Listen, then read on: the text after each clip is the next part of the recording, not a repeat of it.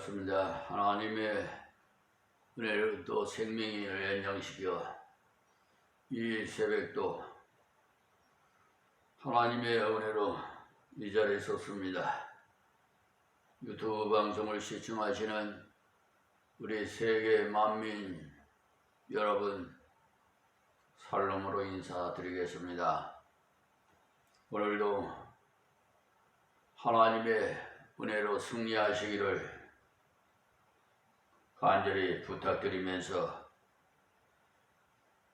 강해 설교로 이사야 57장 12절 말씀부터 은혜 받겠습니다.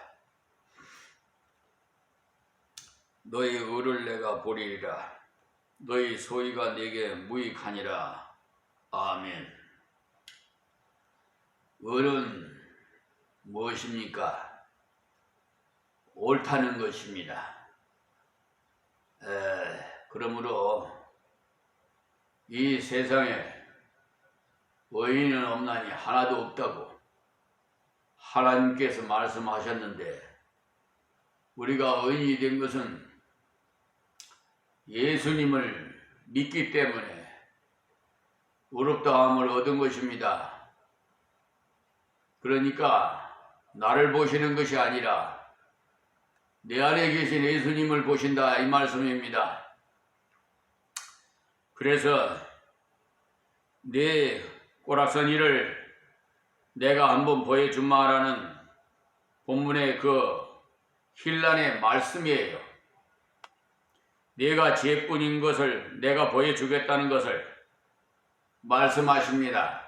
그렇기 때문에 자신은 다 잘한 것 같지만은, 옳은 것 같지만은 하나님이 보실 때는 달라요. 사람의 생각과 하나님의 생각이 다릅니다. 그러니까 그 기준을 어디다가 두느냐? 하나님 말씀에 둬야 합니다. 그래서 세상법은 의롭지를 못해요. 완벽하지 못하다 이 말입니다. 판결하는 거, 처분하는 거 다 지방 감사기식으로 사람 봐가지고 자기 입맛대로 좀 뭐가 국물이라도 있으면 그쪽으로 편파적인 판결과 판단을 하죠. 그러나 세상법 위에는 하나님의 법이 있어요. 하나님의 법칙, 그 모법에 의해서 세상법도 이루어진 것입니다. 그러니까 이렇게 하나님의 말씀을 거울 삼아서 자신을 한번 바라봐야 돼요. 내가 오늘날까지 신앙생활을 정말 하나님의 말씀대로 순종하고 잘했나 못했나, 이것을 한번 여러분 자신이 판단해 주시기 바랍니다. 잘못되었으면 회개하시고요. 그래서 여기에 하나님께서 너의 죄를 내가 깨닫도록 보여주겠다, 이 말씀입니다. 너의 의를 내가 보이리라 그래. 너희 소위가 내게 무익하니라, 이런 말씀이면서, 그래서 하나님이 인간의 그 본 모습을 바르게 보여줄 자가 하나님밖에 없어요. 인간은 보여준다 해도 상대적이에요. 나는 이 정도인데 너는 왜 그렇게밖에 못하느냐라는 식으로 인간은 누구나 자기가 기준이 돼갖고 남을 그릇되게 판단합니다. 하나님만이 완전하시기 때문에 완전하게 보여줄 수가 있어요. 그리고 너의 의를 내가 보이리라 이 말씀, 내가 네가 얼마나 의로운지 네 모습을 보여주마라는 그 말씀이에요. 예수님께서도 말씀하시기를 너희 의가 바리새인과 서기관보다 못하면 하나님 나라에 갈 수 없다 이렇게 말씀하셨어요. 우리의 의는 예수님을 의지할 때에는 예수님같이 의로운 자로 여겨주시기 때문에 바리새인과 서기관보다도 의로운 것입니다. 그런데 이들은 스스로 섰다 하면서 악을 행했으니 자기가 책임을 져야 하지요. 그런데 요즘 이 세상 사람들은 자기 잘못해놓고도 정상화시키려고 합리화시키려고 요리저리 아주 그냥 법망을 빠져나가려고 참 부적절한 행위를 하는 경찰관, 검사, 판사들이 이 세상에 있습니다. 그들은 세상적인 법에는 자기들 입맛대로 했지만은 이제 그 상위법인 하나님의 법에는 분명히 그에 대한 보응의 대가를 지불해야 될 것입니다. 죄는요, 조그마한 죄나 큰 죄나 죄는 죄예요. 그래서 죄의 싹은 뭐예요? 사망. 그러니까 극형에 처해진다 이 말입니다. 불속으로. 그게 얼마나 무서워요. 세상 법은 형량을 따라서 조금씩 차이가 있어요. 제일 조그만한 죄는 조그만하게, 큰 죄는 큰 죄답게 형량이 다 다르기 때문에 같지를 않지요. 우리의 어떤 행위로 말미암아 지은 죄는 하나님 법의 기준을 대면은 죄의 삭은 사망이 뭐 크든지 적든지 그리고 관계없어요. 근데 이들은 스스로 섰다면서 악을 행할지니 자기가 책임을 져야 되는데도 이렇게 부인을 하고, 그러니까 너희 소위가 내게 무익하리라 했어요. 그들이 하는 짓이 그러니까 아무 쓸데없는 짓이라 이 말이에요. 지금 하는 세상의 판결과 처분이 거기에 따라서 잘못된 거, 이 바리새인과 서기관들이 같은 그런 자들, 우리보다도 훨씬 착실한 것처럼 보여요.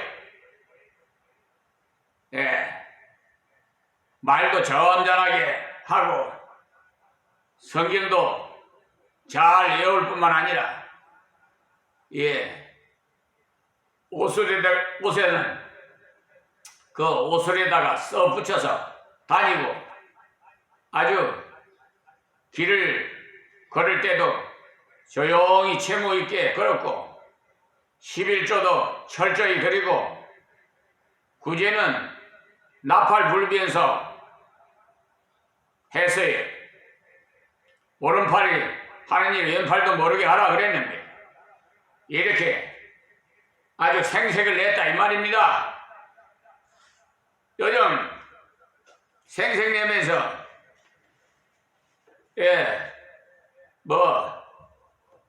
선한 일 한다고 하시는 분들 상관없어요. 그런데 예수님께서는 이들의 의보다도 낫지 못하면 하나님 나라에 이를 수 없다고 했어요. 그러면 하나님 나라에 이를 수 없다면 지옥 가는 것밖에 없죠 뭐. 바리새인과 서기관의 은은요 아무리 어렵다 한들 안전하지 못하기 때문에. 그러나 예수 그리스도를 진정으로 의지할 때는 예수님의 의가 나의 의가 되기 때문에 100점이 되는 것입니다. 의인은 믿음으로 말미암아 살리라고 그 로마서 1장 17절에 말씀하고 있어요. 그러니까 아주 핵심적인 말씀이에요.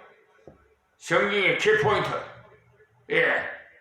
바로 이게 의인은 믿음으로 말미암아 살리라 하신 이유가 믿음으로 어려워져서 산다는 거예요. 지금도 보면은 우상들 섬기는 사람들이 그 정성이야 대단해. 겨울에도 찬물에 모욕을 하고 절한다는 말을 들었어요. 그렇게 정성을 드려도 쓸데없다는 거예요. 헛된 신앙생활 하지 마세요. 지금 여러분 하나님을 바로 알고 하나님을 바로 믿어야지. 믿음의 대상은 하나님이에요. 제가 유튜브 방송을 통해서 수차례 말씀을 드립니다만 하나님과 하느님의 개념은요 완전히 달라요. 천지차이에요. 하느님은 하늘을 말하는 거예요. 그러니까 하느님을 믿는 분들은 하늘을 믿는 사람들이에요. 저 불교 대학에 다니는 학생하고 아주 수십 년 전에 같이 대화한 일이 있는데 그분들도 하느님을 믿는데요. 그런데 부처를 통해서 하느님을 원칙상으로 하느님을 믿는다.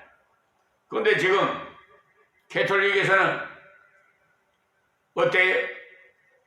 로마 캐톨릭이 우리나라 처지에 벗어서 오세요. 하느님을 믿죠. 그리고 교구에서 내려주는 책자로 예배를 드려요. 우리는 개신교는 성경을 들고 성경에 있는 말씀을 가지고 예배를 드려요.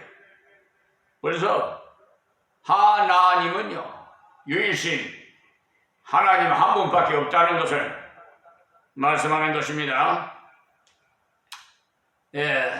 그러니까 여러분 지금부터라도 잘못된 것을 깨달았으면 빨리 유턴하세요. 회개하시란 말이에요. 그렇게 정성을 들여도 쓸데없다는 그 말. 너의 의를 내게 보이리라. 누더기 같은 옷 빨리 빨아라 봐도 소용없다는 거예요. 지금 성경책에 우리 개신교 성경책도 새로 번역한 책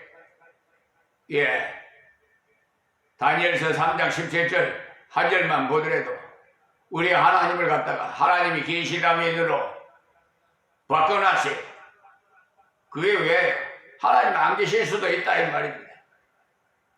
하나님의 말씀은요 완전히 명확하지 그렇게 흐리게 말씀 안 합니다. 성경에 그렇게 기록되어 있지 않아요.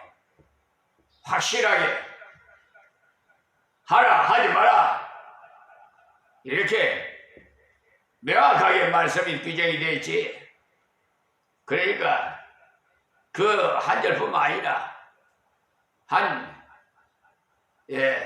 서너 군데나 아직 누더기 같이 번역이 되어 있어요. 당장 고쳐야 할 것만 해도 700군데나 되고. 어쨌든 그 좀 아시고요. 저희 교회는 예전에 쓰던 성경책 그대로 사용합니다. 근데 다른 교회도 저와 같이 예전 성경책을 사용하는 교회가 있다고 해서 참 기뻤습니다.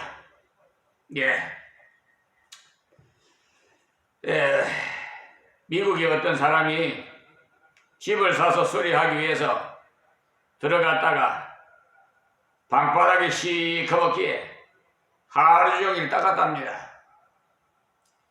그런데도 계속 더러워서 가만히 보니까 바닥이 흙으로 되어 있어서 아무리 닦아도 빛이 나는 것은 그냥 더욱 더러워져.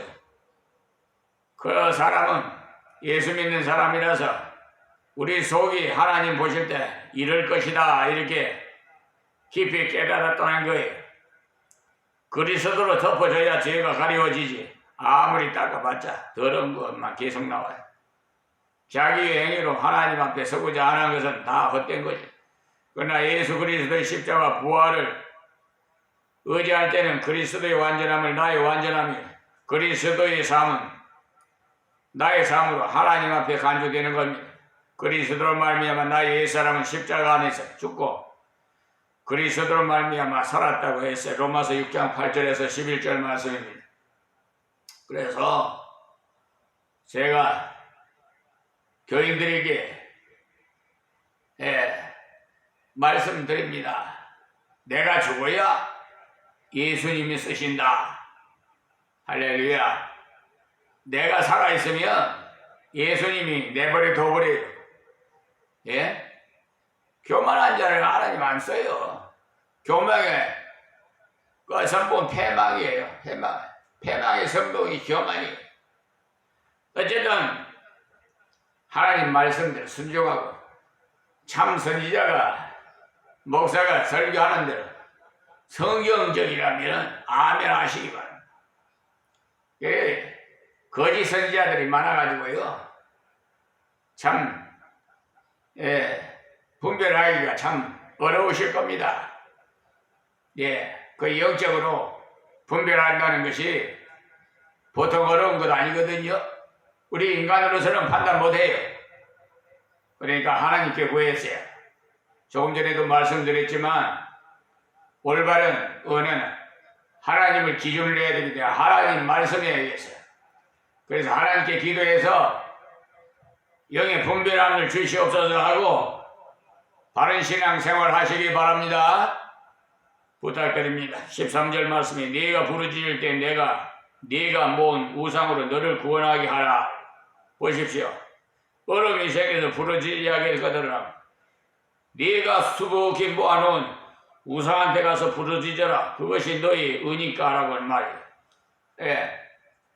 만약에 성도라는 우리가 어려울 때 하나님을 찾기보다도 먼저 사람에게 찾아가고 돈을 의지한다면 이들과 다를 바가 조금도 없어요.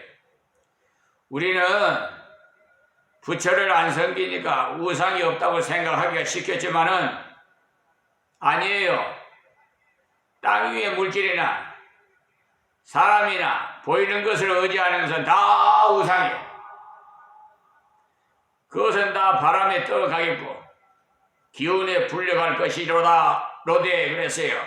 그러니까 하나님 한번 간섭하시면 의지하려고 스님으로 섬기는 우상들 아무리 쌓아놓았더라도 소용이 없다는 거예요. 자기보다도 못한 것을 의지하였으니까 아무 소용이 없는 거예요. 그러나 그와는 반대로 나를 의뢰하는 자는 땅을 차지하겠고 나의 거룩한 산을 기업으로 얻으리라 그랬어요. 하나님께서는 믿음의 대상으로 하나님만 의지하는 것 그것만을 요구하신다 이 말씀이에요. 하나님은 질투의 하나님이시여. 견눈질하고 세상 신랑 찾아 따라가며 세상 신랑도 좋아하고 하나님도 좋아하고 하는 그 하나님께서요 외식하는 자는 토해내버려요.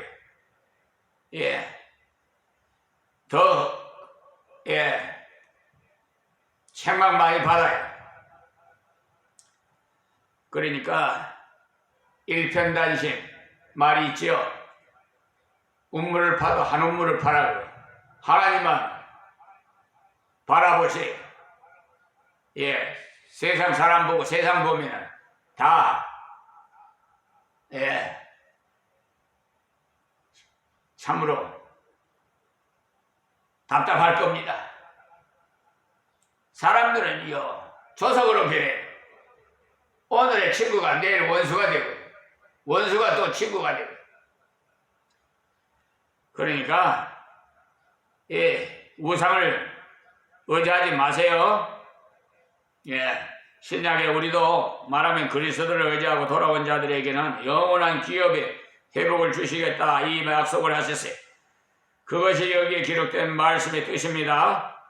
하나님께서 우리에게 간곡히 부탁하는 것이 너는 실패했을지라도 나를 다시 의뢰하라는 말씀이에요.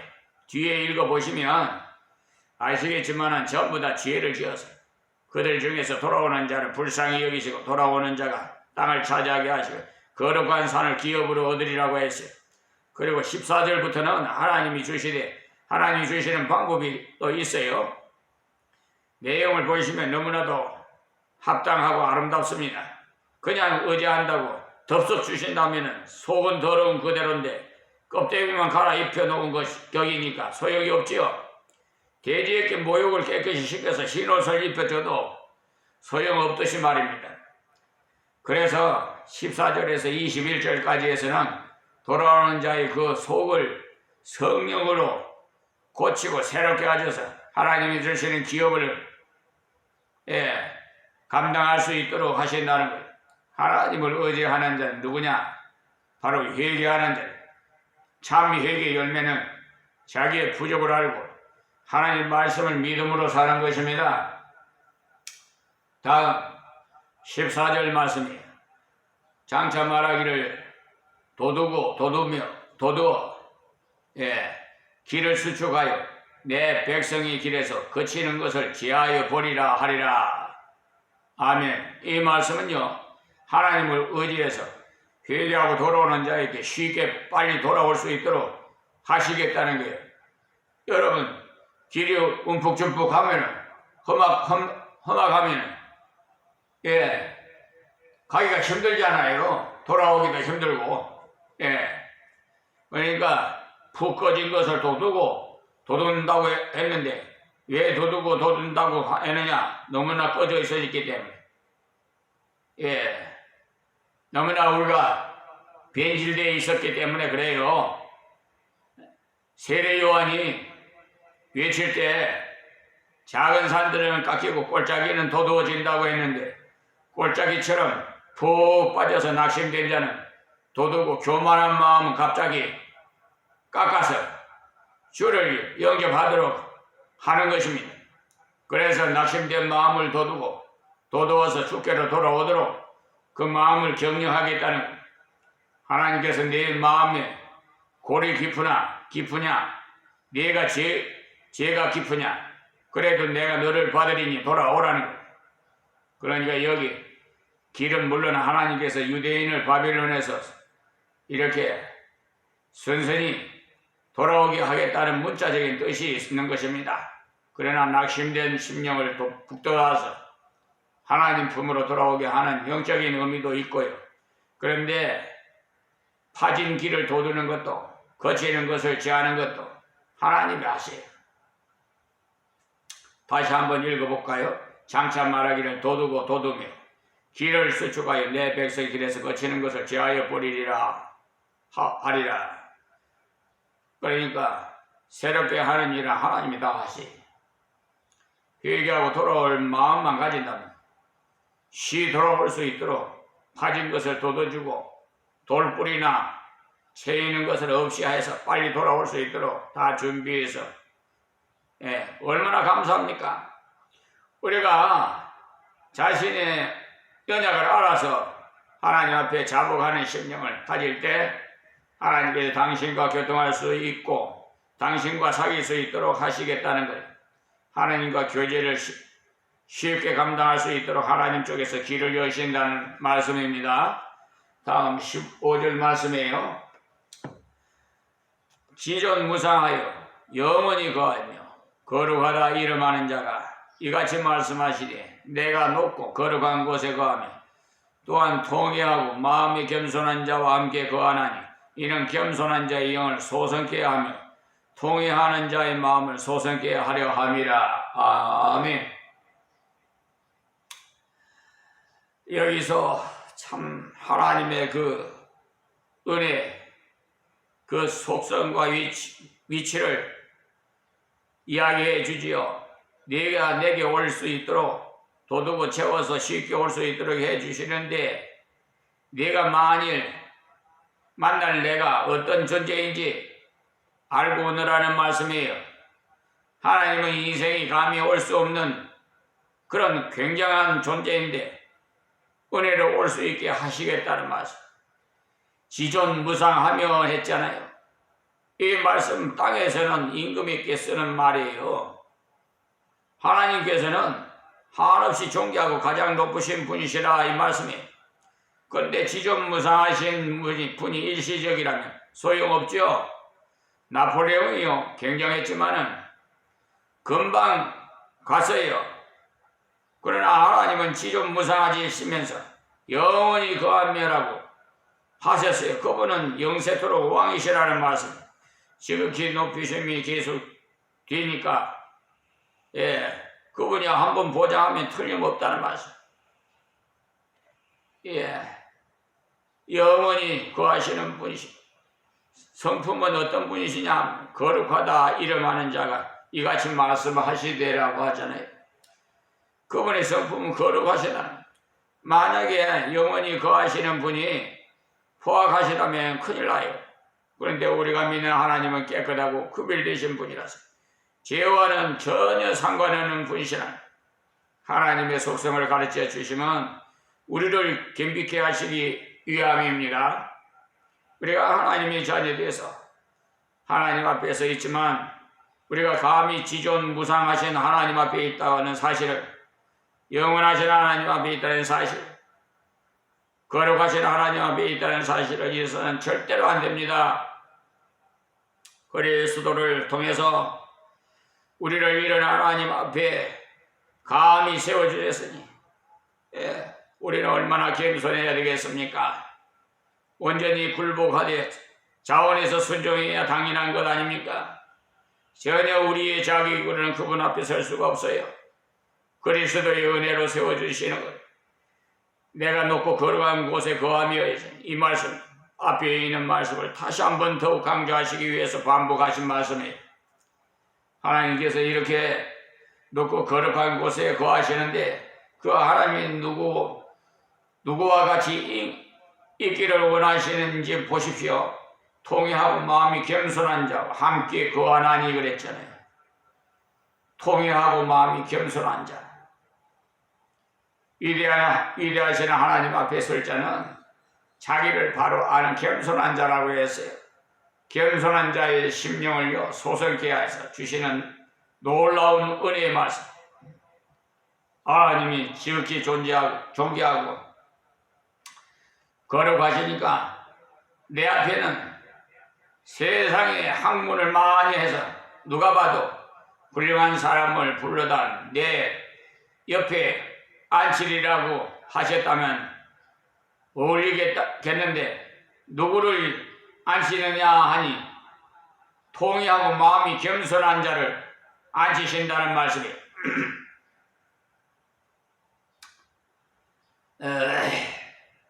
하나님 앞에서 자기 죄를 인정하고 자백하는 것이 하나님께서 보실 때는 하나님을 바로 아는 태도이므로 그런 자를 귀하게 보신다는 것. 왜냐하면 그런 자는 하나님의 그 존귀하심도 알고 부족한 자신도 바로 알고 있기 때문에 하나님 앞에 서기에 합당하다는 것. 나는 누추해서 내 힘으로는 아버지 앞에 설 수가 없으니까 중보자 대신 예수님 없이는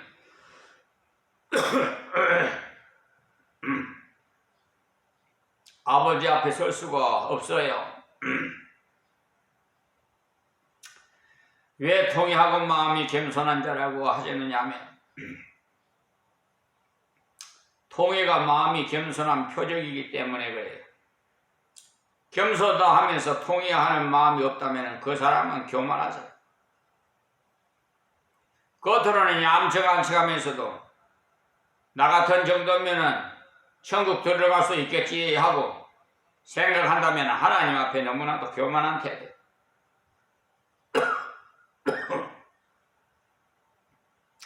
자기의 부족을 깨닫고 진정으로 통해할 때 하나님께서 보석같이 여겨서 그런 자와 같이 함께 계십니다. 왜냐하면 그런 자에게는 줄 것이 많기 때문에. 배부른 사람에게는 줄 것이 있어야지요. 통해하고 겸손한 자는요, 자신의 부족을 알기 때문에 필요한 것이 많아요. 하나님은 사랑의 하나님이시요 궁일의 하나님이시요 때문에 통해하는 자를 위로하시기를 원하시고 겸손한 자에게 채우기를 원하고, 그래서 이는 겸손한 자의 영을 소생케 하며라고 말씀하십니다. 하나님께서 겸손한 자에게 근본적인 것을 해결해 주신다는 말씀. 하나님 하고자 하시면 우리의 영혼을 성령으로 새롭게 싱싱하게 하시는데, 그런 은혜를 얻기 위한 비결이 통해하고 겸손한 자세. 통해는 죄를 지었을 때 이야기이고, 겸손은 평상시 심령 상태를 말하는 것이에요. 빌립보서 2장 4절에서 11절에 그리스도의 겸손에 대해서 말씀하셨는데, 그리스도는 하나님과 동등하신데 동등됨을 취할 것으로 여기지 아니하시고 사람의 몸을 입고 오셔서 죽기까지 복종하셨다고 했어요. 그것이 겸손의 극치인 겁니다. 그러니까 겸손이 무엇이냐? 순종하는 것이라고 했어요. 겉으로 고개를 숙이며 다닌다고 겸손한 건 아닙니다. 하나님 말씀을 순종하기 위해서 생명이라도 내걸고 실천하는 그것이 겸손이 되겠습니다.